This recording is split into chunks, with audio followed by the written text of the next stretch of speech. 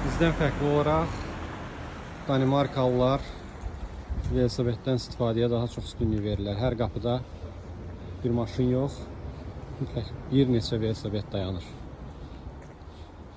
Şəhərin təxminən 60% velosipeddən istifadə edir və göründüyü kimi avtomobillərdən daha çoxdur velosipedlərin sayı. Bu Kopenhagenin